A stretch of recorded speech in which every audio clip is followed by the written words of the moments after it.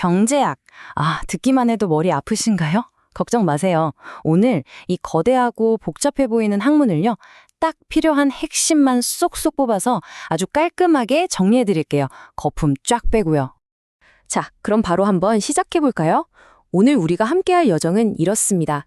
여러분의 사소한 선택 하나에서부터 저 거대한 세계 경제가 어떻게 굴러가는지까지 전부 훑어볼 거예요.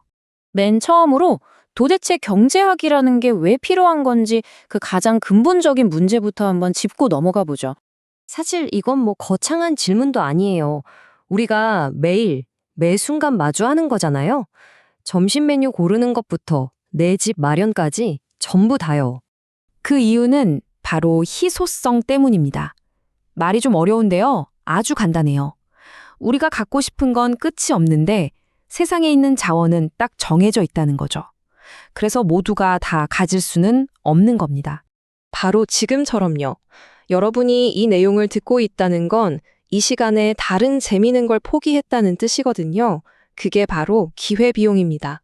내가 뭔가를 선택함으로써 포기하게 되는 다른 것의 가치. 부디 여러분의 선택이 후회 없기를 바랍니다. 자, 그럼 우리 각자가 이렇게 내리는 선택들이 모여서 우리가 매일 물건을 사고 파는 이 시장이라는 걸 어떻게 만들어내는지 한번 볼까요? 시장은 기본적으로 사는 사람과 파는 사람의 힘겨루기 판이라고 생각하시면 돼요. 바로 수요와 공급의 줄다리기죠.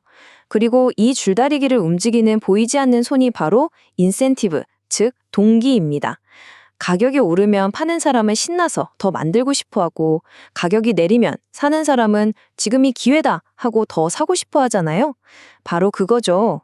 이 모든 거래를 훨씬 부드럽게 만들어주기 위해 우리가 발명한 게 바로 돈입니다. 생각해보세요. 돈이 없으면 염소 한 마리를 주고 와이파이를 쓰게 해달라고 해야 할 판인데 얼마나 어색하겠어요. 우리가 브런치 카페에서 먹는 아보카도 토스트 하나도 그냥 뚝딱 나오는 게 아니에요.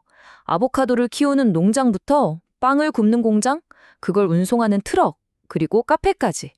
이 모든 복잡한 과정을 공급망이라고 부릅니다.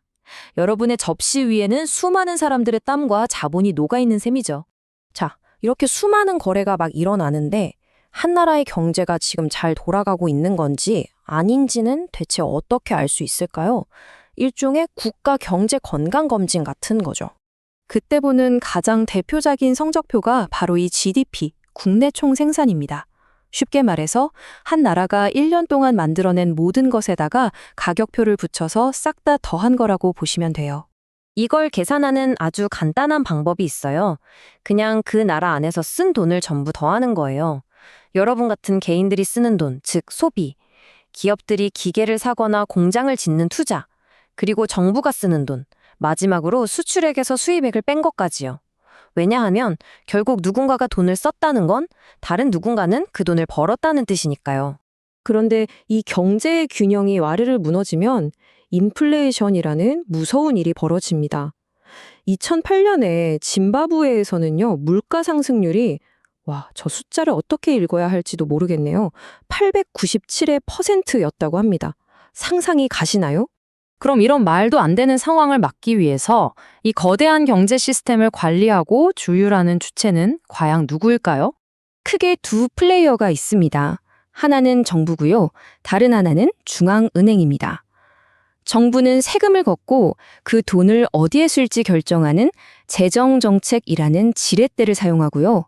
중앙은행은 이자율을 올리고 내리면서 시중에 풀리는 돈의 양을 조절하는 통화정책이라는 지렛대를 사용하죠. 여기서 진짜 놀라운 사실 하나. 우리가 쓰는 돈, 그 대부분은 조폐공사에서 찍어내는 게 아니에요. 사실은 은행이 대출을 해줄 때마다 그냥 컴퓨터에 숫자를 입력하는 것만으로 말 그대로 새로운 돈이 창조되는 겁니다. 거의 마법 같죠? 자, 이제 렌즈를 쭉 당겨서 더 넓게 한번 보겠습니다. 전 세계 경제는 어떻게 서로 연결되어 있을까요? 그리고 이 모든 거대한 흐름 속에서 정작 우리의 뇌는 얼마나 비합리적으로 움직이는지도 한번 들여다보죠. 국제 무대에서는 늘 이 두 가지 생각이 팽팽하게 맞섭니다. 국경을 활짝 열고 서로 잘하는 걸 교환해서 효율을 높이자는 자유무역.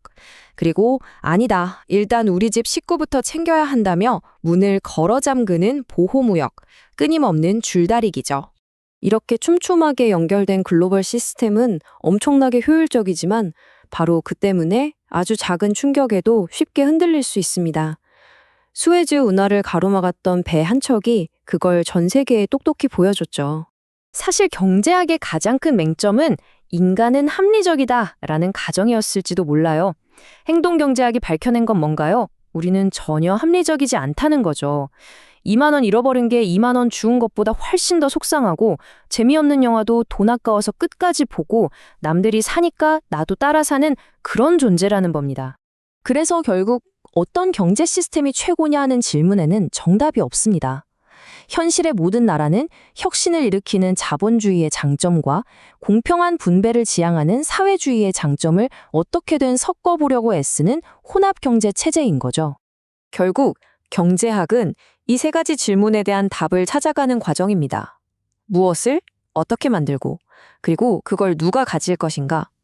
아직 그 누구도 완벽한 정답을 찾지는 못했죠. 만약 여러분이라면 이 중에서 무엇을 가장 중요하게 생각하시겠습니까?